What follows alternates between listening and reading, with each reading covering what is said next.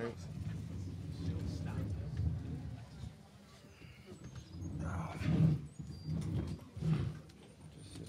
You want to sit right there? Sit right there. First question. Isaiah, David Schuster, WSCR Radio here in Chicago. They've tried a multitude of defenders on you, yet you've been able to get by all of them and get to the basket or find your teammates. Do you feel like you have the advantage over no matter who guards you? Not one man can guard me, and that's just the confidence I have, but also my coaching staff and my teammates put me in position to be successful. So no matter what other teams are doing, Brad figures it out and puts me in the position to be the best player I can be, and my teammates allow me to be that as well. So. Sherrod Blakely, Comcast Sportsnet. Isaiah, talk a little bit about just the way you have been able to elevate your game in the playoffs this year, based on what you've been able to do in the regular season through what has been obviously a very difficult week for you personally. I mean, like, mentally and emotionally, I'm not here, so I just feed off what the guys give me. They give me a lot of confidence, so I can't do without those guys. They believe in me, and being here is what makes me, I guess, sane and makes me feel somewhat normal. I mean, through this tough time.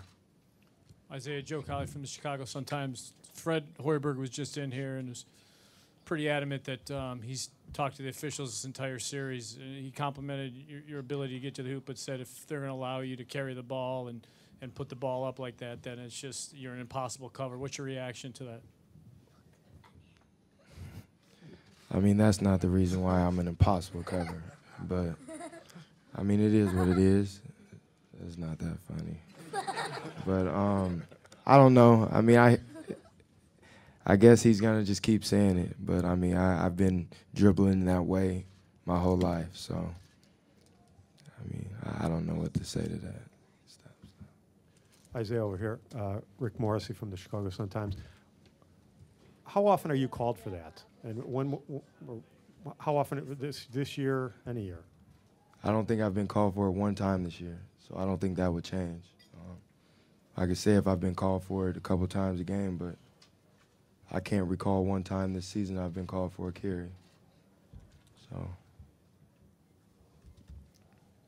Isaiah, Mark D'Amico, Celtics.com. Brad put you back into the game late in the third quarter when you had 4 fouls already.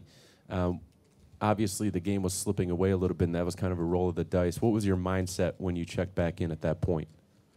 Just to try to get control of the game, make plays, not just for myself, but for my teammates, and that was the biggest thing for me to end the quarter the right way. They started the quarter off really well, defending us. We wasn't making shots. We turned the ball over. Well, I turned the ball over a few times. So, and on top of that, I got in foul trouble. So I just wanted to end the quarter off well, and I happened to make plays, and my teammates happened to get me open to be able to go downhill and get in the paint.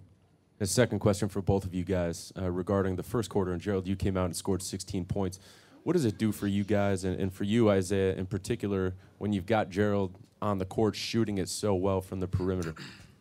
For Gerald, I mean, I've said it all along. He's going to win us a playoff game, and I really believe that. And we have so much confidence in him, and I know when he's on the court, he spaces the floor not just for myself but for everybody. Even if he's not making shots, you got to respect his jump shot because he's a hell of a shooter. So I love when he's out there because he gives me space to go to work and also as another outlet when I'm in trouble because I know he can knock down those shots. Gerald, what type of impact are you trying to make? I'm just trying to just bring a lot of energy.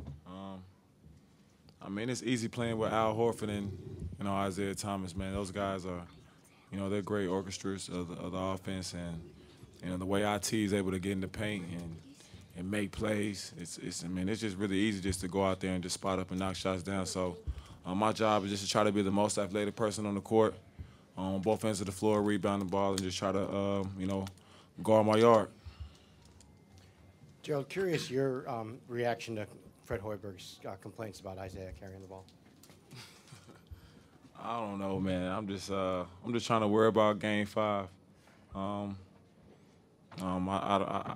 To me, man, I think that's the most important thing that we have to worry about. We didn't do a good job of protecting our home court. And I think that this is a really good team we're playing against.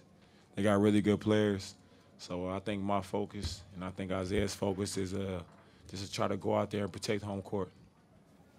Adam Himmelsbach, Boston Globe. Isaiah, during that stretch in the third quarter, all your baskets came from attacking the rim. Even the assists led to layups. What did you see in the defense, and what were you trying to do during that stretch?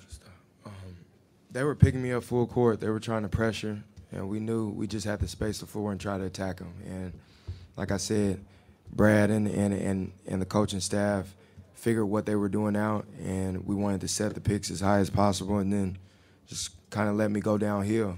And I just tried to make plays, like I said, not just for myself, but for my teammates. And with guys like Gerald out there and Avery and guys that can shoot the ball, you got to pick your poison. Sharp Blakely, Comcast again. This question is for you, Gerald. When you've been on the bench as many games as you have this year and you get this opportunity, what's the key to making sure that you're ready to maximize this moment? I mean, I think you got to believe. I think you got to believe in yourself. I think you got to put in a lot of work off the court to make sure you're ready. You know the famous quote, sometimes you got to be ready. You have to be ready so you don't have to get ready. And I do a lot of things that, you know, it's like off the camera that a lot of people don't see me do. So I just always try to prepare myself like I'm going to play even when I wasn't going to play. And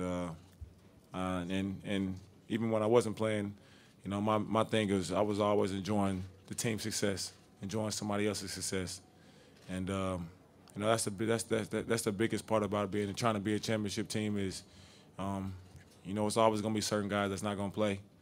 It happens. You can't play everybody. So for me, all year, I just try to be the motivator, try to be the vet that's always being positive, always showing up to try to work on my game, just try to, you know, try to be a good example for the young guys. And, you know, whenever my number's called, I just try to be ready. And, you know, you know, coach called my number at a time where I didn't even think he would call my number, but I had to be ready. And I'm just glad I'm able to do everything I can to help this team get over the hump. Steve Ashburner, NBA.com. Isaiah, right here. When the other team is sort of flipping through their options at your position, you know, how do you size that up? How do you react to that? Does that seem like something then that they're vulnerable and you want to attack that? Honestly, I just try to play the same way no matter who's out there on the floor. My job, I got a job to do, and that's score the basketball, make plays for others on this team, and be a leader. So it doesn't really matter what the other team's doing because I got to do my job, and I got to do it at a high level for us to win. So honestly, that's really what I'm worried about. Jared Weiss, CLNS Radio. When you guys hit back against a run in the third quarter, Isaiah, looked like you were running a lot of high pick and roll to try to get Lopez on the three-point line. What were you seeing when you come around the screen and you see him there and get him on his heels? I just wanted to attack. I know if I got a live dribble and I got space to go downhill, it's tough to guard. And that's with anybody who can handle the ball and shoot the ball. So, I mean, Coach called the right plays, and we just executed. We executed during that tough time. They were going on their run. They had all the momentum, and we just settled down. We locked in and finished the quarter the right way. Isaiah, Gary Weiss from Boston Globe. How important has your teammates and the coaching staff and the organization been to you over the past week?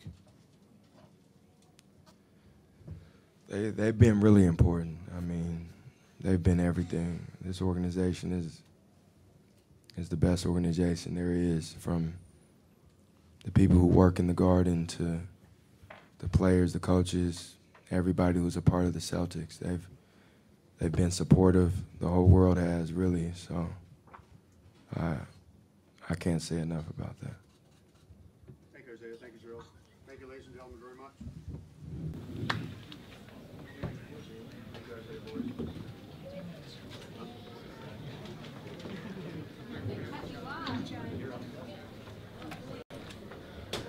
Hello. Hey, yes. What?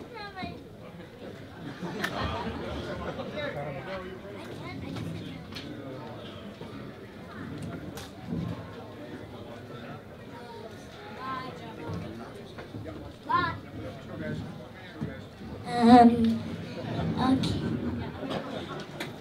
available for